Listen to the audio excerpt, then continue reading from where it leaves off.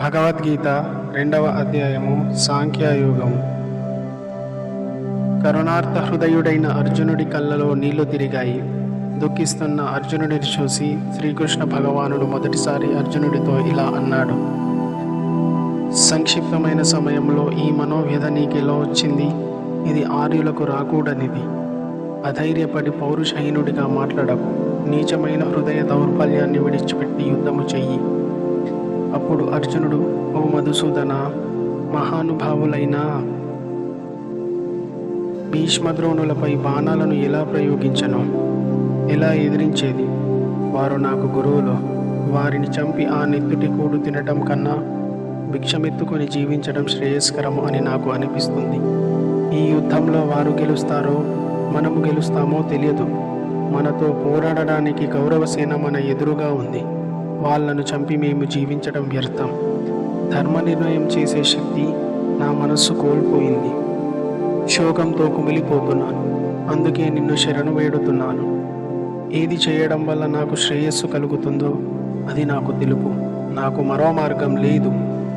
నన్ను శిష్యుడిగా స్వీకరించు. నేను యుద్ధం చేయలేను అని గోవిందుడితో పలికి ఉభయసేనల మధ్య దిగులుతో దుఃఖితుడై ఉన్నాడు అర్జునుడు. అప్పుడు శ్రీకృష్ణుడు చిరునవ్వు నవ్వుతూ, అర్జున, నీవు ఏడవకూడని వాళ్ళ కోసం ఏడుస్తున్నావు. పైగా పండితుడిగా మాట్లాడుతున్నావు. జ్ఞానులు బ్రతికి ఉన్న వారి గురించి కానీ చనిపోయిన వారి గురించి కానీ శోకించరు. నేను లేని కాలం లేదు. రాజులందరూ కూడా ఒకప్పుడు ఉన్నవారే. భవిష్యత్తులో కూడా మనందరం ఎక్కడికి వెళ్ళం, ఇక్కడే ఉంటాం. జీవుడికి ప్రస్తుత దేహంలో బాల్యము, యవ్వనము, ముసలితనము అనే మార్పు ఎలా కనిపిస్తూ ఉందో అలాగే చనిపోయిన తరువాత మరొక దేహం లభిస్తుంది. ఈ విషయంలో జ్ఞానులు మోహానికి గురికారు. ఇంద్రియాలతో సంబంధం ఏర్పడినప్పుడు శీతోష్ణాలు, సుఖదుఖాలు కలుగుతాయి. అవి స్థిరంగా ఉండక వస్తూ పోతూ ఉంటాయి. వాటిని నీవు ఓర్చుకోవాలి. ఓ పురుష శ్రేష్ఠ, సుఖదుఖాల యందు సమబుద్ధ కలిగి ఉంటే అవి అతనిని కష్టపెట్టవు. అలాంటి వాడే మోక్షానికి అర్హుడు.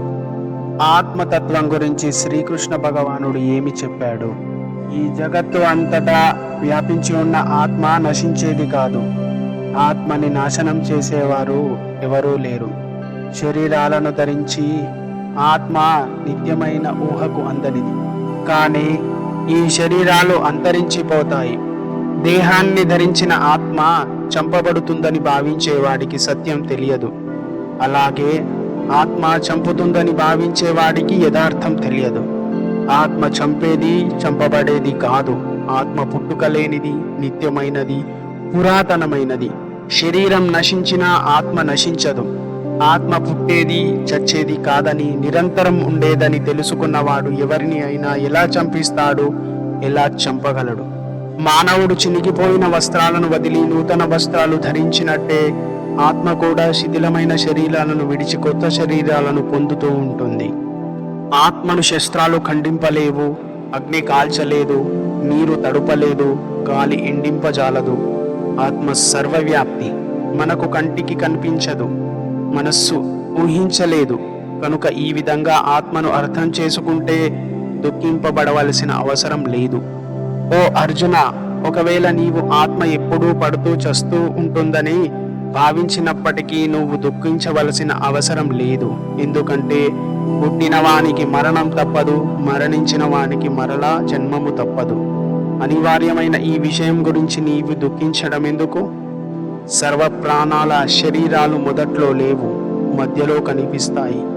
గతించిన తరువాత మళ్ళీ లేకుండా పోతాయి. అలాంటి విషయంలో దుఃఖించవలసిన పని ఏముంది?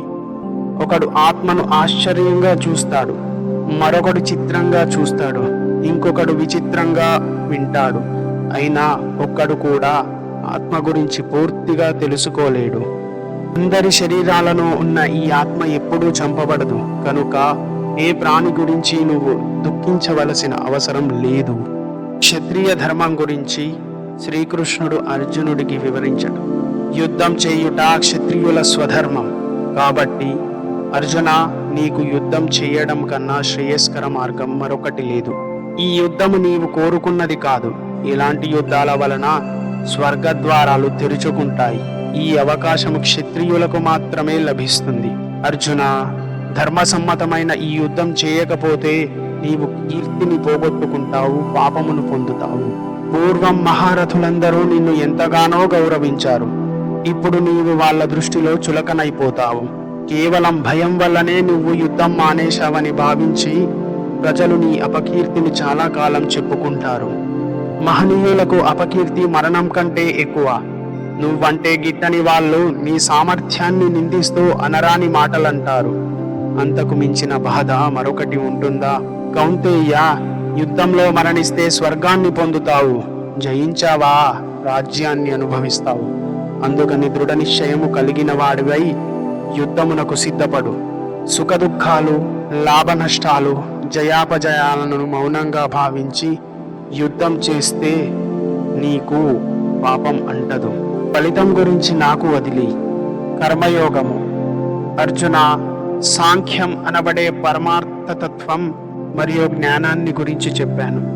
ఇప్పుడు కర్మయోగ విషయాన్ని చెబుతాను, విను. ఈ యోగ శాస్త్ర జ్ఞానము తెలుసుకొని నీవు కర్మబంధం నుండి బయటపడగలవు. కర్మయోగంలో 2 సుగుణాలు ఉన్నాయి. మొదటిది ప్రారంభించినా దానికి నాశనము లేదు. ఈ రెండవది విపరీత ఫలితాలు ఉండవు. ధర్మరూపమైన ఈ యోగాన్ని కొంచెమైనా ఆచరించినా అది గొప్ప భయం నుండి నిన్ను రక్షిస్తుంది. కర్మయోగంలో బుద్ధి ఏకమై స్థిరమై ఉంటుంది. నిశ్చయ బుద్ధి లేని వారి ఆలోచనలు అనేక భేదాలతో అంతం లేకుండా సాగుతూ ఉంటాయి. స్వర్గమునకు మించినది మరొకటి లేదని, భోగాలను సంపదలను పొందే మార్గాన్ని చెబుతూ ఉంటారు. అవి మరో జన్మ అనే కర్మఫలాన్ని అందిస్తాయి. కొందరు భోగమునందు, ఐశ్వర్యమునందు ఆసక్తులై ఇతరుల తీయటి మాటలకు ఆకర్షితులై తమ బుద్ధిని జారవిడుచుకుంటారు. వారి బుద్ధి అంతఃకరణములందు నిలవదు. వేదాలు సత్వగుణము, రజోగుణము, తమోగుణము అనే త్రిగుణాత్మకమైన కర్మకాండలను గురించే చెబుతాయి. అర్జున, నువ్వు ఆ 3 గుణాల నుండి బయటపడు. ద్వంద్వాలను దాటిపో. నీ యోగక్షేమాలను లెక్క చేయక ఆత్మజ్ఞానివి కమ్ము. అంతటా నీరు ఉండి ఉన్న జలాశయాల దగ్గర బావుల వలన ఎలాంటి ప్రయోజనం ఉంటుందో, పరమార్థం జ్ఞాన కలిగిన బ్రహ్మజ్ఞానికి వేదాల వలన అలాంటి ప్రయోజనమే ఉంటుంది. అర్జున, కర్మలు చేయుటయందే నీకు అధికారం ఉంది, కానీ ఫలితముపై కాదు. నీవు ఫలితం ఆశించి పని చేయవద్దు. అలాగని కర్మలు చేయటం మానకూడదు. ఫలమును ఆసక్తిని విడిచి ఫలము సిద్ధించినా సిద్ధించకపోయినా సమబుద్ధితో ఉండు. ఇలాంటి సమబుద్ధినే యోగమని చెప్పబడింది. యోగనిష్టలో ఉండి కర్మలను ఆచరించు. ఫలితం ఆశించి చేసే పని అత్యంత హీనమైనది. సమత్వ బుద్ధి కలవాడు పుణ్య పాపాలను ఈ లోకంలోనే విడిచిపెడతాడు. అందుచేత నీవు నిష్కామ కర్మయోగాన్నే ఆచరించు. సమబుద్ధి కలవారు తాము చేసిన పనుల వలన వచ్చిన ఫలితములన్నీ విడిచి జన్మబంధాల నుండి విముక్తులై దుఃఖరహితమైన స్థానాన్ని పొందుచున్నారు. నీ బుద్ధిని ఆత్మయందు నిశ్చలంగా నిలపాలి. అప్పుడే యోగాన్ని పొందగలవు. స్థితప్రజ్ఞుడు ఎలా ఉంటాడు, అతని లక్షణాలు ఏమిటి అని అర్జునుడు కృష్ణ పరమాత్మను అడుగుతున్న సందర్భం.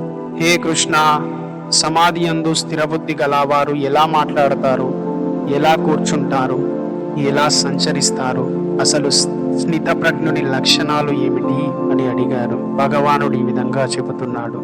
ఓ పార్థ, ఎవరైతే మనస్సులోని సమస్త కోరికలను విడిచిపెట్టి ఆత్మచేత ఆత్మలోనే సంతోషిస్తూ ఉంటాడో అలాంటి వాడిని స్థితప్రజ్ఞుడంటారు. దుఃఖం వచ్చినప్పుడు కలత చెందని వాడు, సుఖాలపై ఆసక్తి లేనివాడు, అనురాగము, భయము, క్రోధము లేనివాడిని స్థితప్రజ్ఞుడంటారు. అతడికి దేనితోనూ అనుబంధం ఉండదు. శుభం కలిగినప్పుడు సంతోషం, అశుభం కలిగినప్పుడు ద్వేషం కలగదు. అతడి జ్ఞానం స్థిరమైనది. తాబేలు తన అవయవాలను లోనికి ముడుచుకున్నట్లు స్థితప్రజ్ఞుడు కూడా తన ఇంద్రియాలను విషయాల నుండి వెనుకకు మరల్చుకుంటాడు. అతని జ్ఞానం చలించనిది. ఇంద్రియాలను నిగ్రహించుకున్న మనిషిని ఇంద్రియ విషయాలు అంటకపోయినా అతడికి వాటి పట్ల ఆసక్తి పోదు. కానీ పరమాత్ముడిని తెలుసుకున్నా అవి తొలగిపోతాయి.